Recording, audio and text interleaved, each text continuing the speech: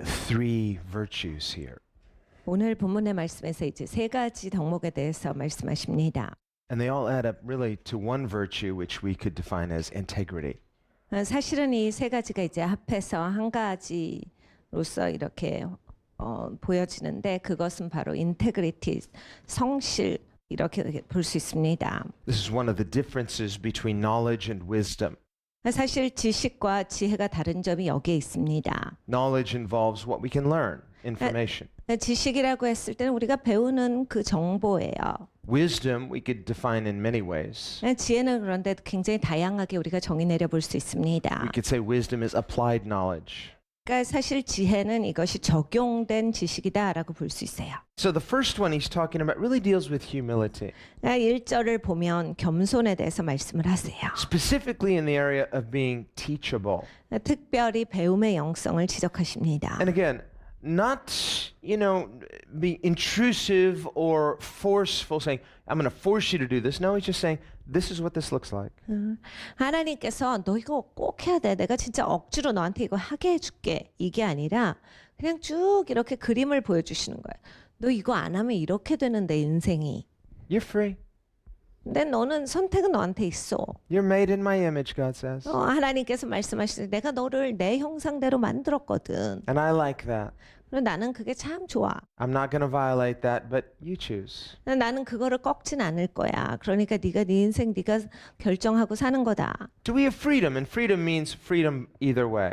그러니까 여러분 우린 자유해요. 어떤 방식이든지 그것에 있어서 자유함이 있습니다. Freedom's not one-sided. You have freedom to obey, but you don't have freedom to disobey. No, that would be a meaningless freedom. 그러니까 여러분 우리가 자유하다라고 하는 거 순종할 자유도 불순종할 자유도 있는 거예요. 내가 순종할 자유는 있는데 불순종할 자유는 없다. 이건 자유가 아니죠. However, as real as freedom is, there are consequences. 근데 여러분 이 자유에 대해서 진짜 깨달음이 있어야 돼요.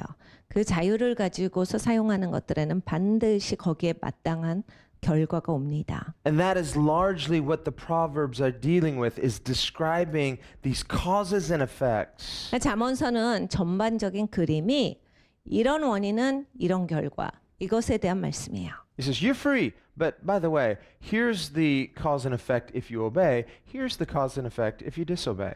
네, 이게 이제 내가 너한테 자유함을 줬는데 이렇게 되는 거야. 네가 순종하면 삶이 이렇게 되고 네가 불순종하면 네 인생은 이렇게 될 거다. And in some way, these are pretty polarized. They're pretty black and white. So the answer seems obvious. Say, which one is the right answer? That one, the right one.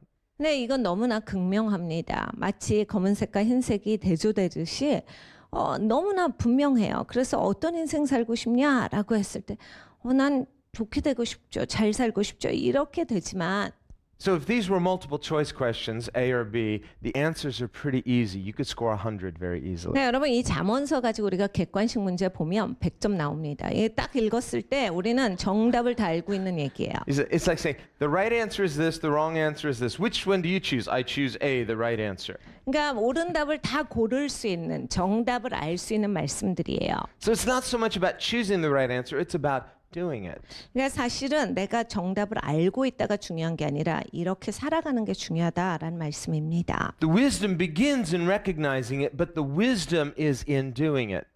지혜는 여기에 대해서 깨달아 아는 것이고 또 거기서 끝나는 게 아니라 그렇게 살아가는 것입니다. And again, you're free, but use your freedom to do what will be a blessing. 그러니까 여러분 우리가 자유해요. 그런데 그 자유함을 가지고서 복된 삶을 살아가는 데 쓰자란 이야기입니다. Now here he talks about the humility of having a teachable spirit. A wise son heeds his father's instruction. 여기서 1절은 배움의 영성이 있는 아들. 그러니까 배워서 겸손한 그러한 사람을 이야기합니다. So he's a son, he's under authority, but he's teachable. 아들이다라고 했을 때 권위 아래 있는 사람입니다. 그리고 배움의 영성이 있어요. A person may positionally be under authority, but they're not teachable.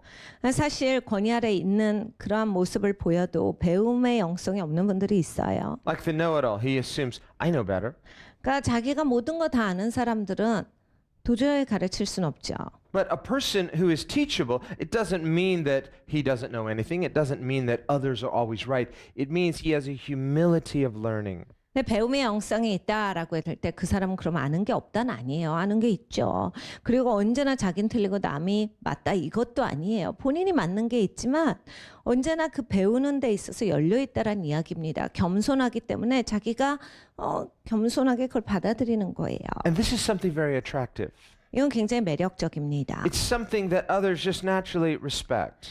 사람들이요, 이런 사람들 보면 자연적으로 이렇게 존중해줘요. On the other hand, being a know-it-all is very unattractive.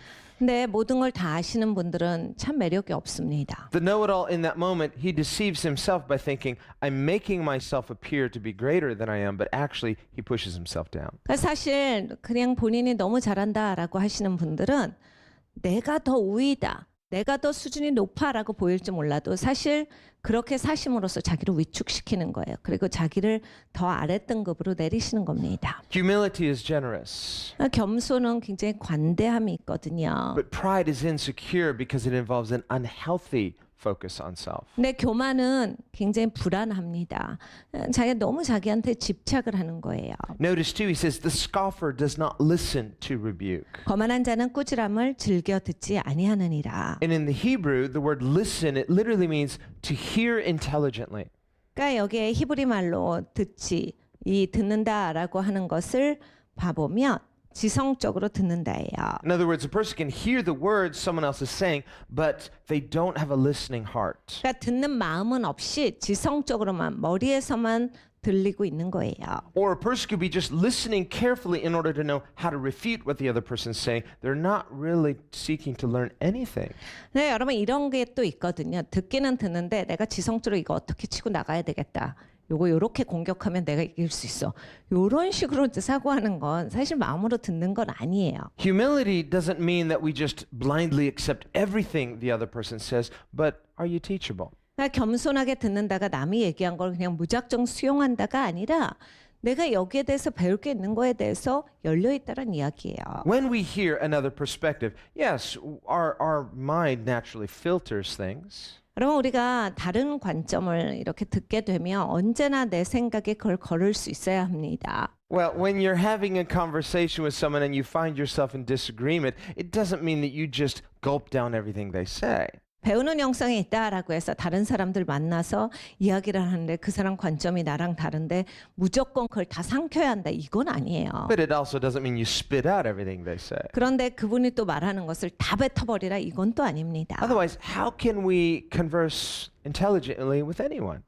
그럼 우리가 그런 식으로 둘 중에 하나면 어떻게 다른 사람들과 지성적으로 대화할 수가 있겠습니까? Then all conversations would be completely vertical. Someone talking down to you, or you listening up to them, or you talking down to someone else. 여러분 그렇게 살아갈 때 이거는 그냥 수직상의 그러한 그 의사소통만 돼요. 누군가는 나한테 그냥 말을 떨어뜨려 주는 거고 나는 그걸 무조건 받아 먹어야 돼요. 이렇게만 되는 거예요. Whenever we share with others, whether it's a healthy debate or just an enjoyable conversation, 우리가 다른 사람들 만나서 의사소통할 때 이게 건강한 논쟁이든지 아니면 그냥 편한 말을 하든지 간에 there's shared information that we can enjoy and learn from. 우리가 정보를 교환하는 건데 그 안에서 그것을 우리가 즐길 수가 있고 배울 수가 있는 거예요. So it is with God's word. 하나님의 말씀도 그렇습니다. God will share with us as a father to a son or daughter. 하나님께서 우리에게 말씀을 주실 때 아버지로서 아들에게 딸에게 주세요. It means when we receive God's instruction through God's wisdom, through God's word, it is not simply God telling us, dictating to us, do this, don't do that, but there's an intimacy of love that is life-giving.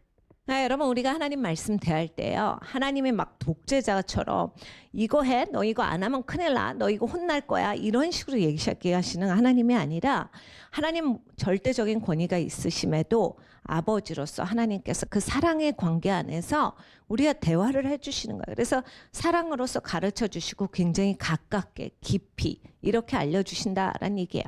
The scoffer, the know-it-all, he just rejects that.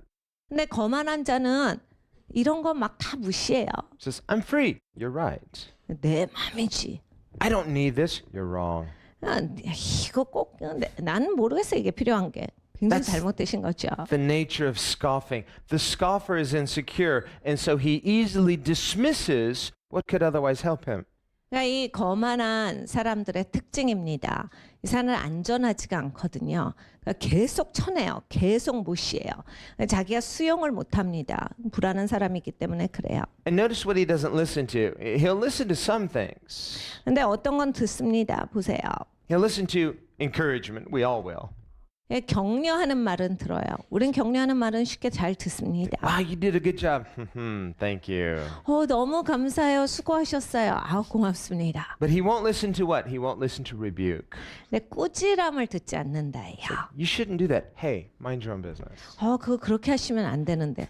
네가 뭔데 남의 삶에 상관이야? Don't touch. 내 인생 네가 상관하지 마. And so this unteachable spirit, this scoffing of correction or rebuke, it's unhealthy. 그러니까 배움의 영성이 없게 되면 다친 삶이 돼요. 그러니까 어떤 지적도 갈 수가 없고 좋은 그런 방향의 제시를 줄 수가 없습니다. 그러니까 다친 인생이 돼요. Now, there can be, in human terms, such a thing as abuse of authority. And when a person has experienced it, it can create a wound. 네, 이런 사람들의 그 상태 중에서 이 땅에 다 사람들은 죄인이니까 권위를 잘못 쓴 그러한 사람들 가운데 있었기 때문에 굉장히 상처 입으셔서 이것에 못 여시는 분들이 있어요. Someone has used their human authority in an abusive way, and it's caused some hurts. 그러니까 사람의 권위를 어떤 사람이 잘못 사용하면 그것 때문에 다치는 사람들이 종종 있습니다. And of course, God, who's the author of all authority, he's never abusive when he corrects. 근데 모든 권위는 하나님으로부터 나옵니다. 그리고 하나님의 절대 권위자시죠. 그런데 하나님은 그렇게 하시지 않아요. But when a person has been wounded through abusive authority, many times it creates this shield. It's like this protective wall that says, I'm not going to be hurt. 근데 이 권위로부터 이렇게 상처 입으신 분들은 굉장히 벽이 두껍게 높이 올라가 있어요. 그래서 어떤 말도 수용 안 하고 쳐내기 시작합니다. It's a person saying, in the past, I trusted some people in authority. They abused that trust. I have learned through those experiences not to trust too much. And so there's this buffer. 그러니까 자기 인생에 있어서 내가 권위에 대해서 그렇게 신뢰하고 열심히 따랐는데 인생에 아픔이 있고 상처가 있다라고 했을 때 그러니까 내 인생에서 잘못된 건 내가 신뢰했기 때문이야. 그래서 그 신뢰를 닫아버려요. 그리고 벽을 치고 말을 듣질 않고 쳐내기 시작합니다. The problem is it's fear-based. 근데 이제 문제가 뭐냐면 여기는 이제 두려움이 근간이거든요. And the issue is, while in the short term, in that person's mind at least, they're protecting themselves from any short-term harm, in the long term, it's hurting them. 이슈가 뭐냐면 본인이 생각할 때 지금 즉각적으로는 자기를 보호하는 것 같아도 이제 인생 전반을 봤을 때는 이렇게 사시면 이제 굉장히 인생이 많이 망가져요. Because not all authority is abusive. 모든 권위가 다 잘못된 것은 아니기 때문입니다. There is responsible authority, and that's God's authority. 여기에 그 책임 있는 권위가 있어요. 하나님의 권위는 그런 권위입니다. That's one of the reasons we are to be people of godly character so that we can exercise authority responsibly. 우리가 하나님의 성품을 가지고 살아야 한다라고 하는 것이 그 이유 중에 하나기도 해요. 우리가 권위를 사용할 때 책임지는 그러한 자가 되어야 하기 때문입니다. But when a person has gone through some kind of abuse, there's some need for healing. This is really the goal of God's grace, is to heal us up so that we learn to trust again. 그러니까 어떤 권위 때문에 다치신 분들 하나님은 꼭 치유하길 원하세요. 그래서 옳은 방향 우리가 정말 복된 그러한 인생을 살도록 치유받기를 원하세요. 하나님의 은혜가 바로 그 일을 하시는 겁니다. And it's not a blind trust. 근데 이제 무작정 막 믿고 들어가는 그러한 사람이 아니라 Faith is not blind faith. 하나님이 믿을 때도 눈 감고 믿으라 하신 게 아니에요. Christian faith is informed faith. 여러분 기독교인들이 믿음 가진다라고 했을 때 그냥 무작정 믿는 게 아니라 다 그 믿을 만한 정보가 하나님께서 주신 게 있습니다. And thankfully, we can learn from our negative experiences. You've walked through some things. You've not just survived them, but you've overcome them. Thank God for that and learn from those things. 여러분 우리가 인생에서 부정적인 경험이 있다 할지라도 우린 배울 수 있습니다. 우리가 그냥 겨우 살아남았다가 아니라 그걸 이김으로써 난 내 인생에서 그걸 어떻게 넘어가는지를 배웠습니다가 나오는 거거든요. But the ultimate goal in learning from those things is so that we can go into life teachable, humble, and free. 근데 궁극적으로 우리가 그걸 넘어오면 깨달아 아는 건 이거예요. 우리가 진짜 자유하게 돼요. 그리고 겸손하게 되고 배우겠다라고 하는 사람이 됩니다. These are essential qualities of a character of integrity. 사실 이것이 인테그리티를 가진 사람의 본질이에요. Now he says in verse 2, a man shall eat well by the fruit of his mouth. 사람은 입의 열매로 인하여 복록을 누리거니와. It's a bit of clever wordplay here. 굉장히 재치 있는 말씀으로 나열해주고 계세요. Probably in the Hebrew it's even more witty. 그러니까 아마 히브리 말로 보면 좀 더 확 오는 그런 말씀일 겁니다. And we think about what he's saying here. 무슨 말씀입니까? He's saying, if you speak well, you will receive well. 그러니까 네가 말을 잘하면 네가 좋은 걸 받고 살 거다. What did Jesus say? 예수님 뭐라 He 하셨어요? said, by your words you'll be justified, or by your words you'll be condemned. 네가 하는 그 말로 네가 의롭게 되든지 정죄를 받든지 둘 중 하나다. Some people, they will think, well, I'm responsible for my actions. That's true. 어떤 분들은 이렇게만 생각하시더라고. 행동한 거에 대해서 내가 책임지는 거 아닙니까? 그것도 맞는 말씀인데요. But they think, well, words, words don't really, they just go into the air and they dissipate. No, you're responsible for your words as well as your actions. Words are a type of action. 말이야. 그거 말해도 그냥 사라지고 소리 들리지도 않는데 그리고 또 그렇게 할 수도 있는 거 아니에요? 아닙니다. 여러분 말도 우리의 행위 중에 하나예요. 그냥 소리가 나는 그런 행동인 거예요. 우리의 책임이 있습니다. The proverb says, the person who speaks irresponsibly is like the person who eats, wipes his mouth and says, what have I done? 잠언서에 이렇게 말씀합니다. 그냥 아무 말이나 자기 그냥 하고 싶은 말 다 내뱉는 사람들은 먹고서 입 씻고 무슨 일 있었어? 하고 그렇게 말하는 사람과 같다라 하셨어요. I didn't do anything. Where's the evidence? 내가 뭘 했는데 뭐 증거 있어? 이러는 사람하고 똑같다 해요. There was nobody recording your conversation. 아무도 이제 대화를 녹음한 사람이 없다란 얘기죠. It's your word against mine. Anyway, it's just words. 나한테 그렇게 말할 수 있어. 그냥 말이야. 그냥 한 말이야. Well, we have a saying, the pen is mightier than the sword. Words can actually be powerful for good or bad. 여러분 이 펜이 무기보다 더 강하다, 칼보다 더 강하다란 말이 있어요. 그러니까 사실 어쩔 때는요 행동보다도 말이 우리를 더 어렵게 할 때가 있어요. 그러니까 여러분 우리가 말하는 거 조심해야 합니다. Because humans are not just sensory beings like animals are. We are rational and moral beings made in the image of God. 왜냐하면 사람은 동물처럼 감각을 가진 생명체만이 아니기 때문입니다. 우리는 도덕관념이 있어요. 그리고 우리는 이성적인 사고를 합니다. 그렇기 때문에 말을 주고받는 거에 있어서는 정말 조심해야 돼요. Therefore, words are not just empty sounds, they are ideas. 여러분 말은 빈 소리가 아니에요. 말에는 생각이 담겨 있습니다. Right ideas can produce good fruit. Bad ideas can bring all sorts of problems. 근데 그 말에 담겨 있는 생각이 옳은 생각이면 좋은 열매가 맺고요.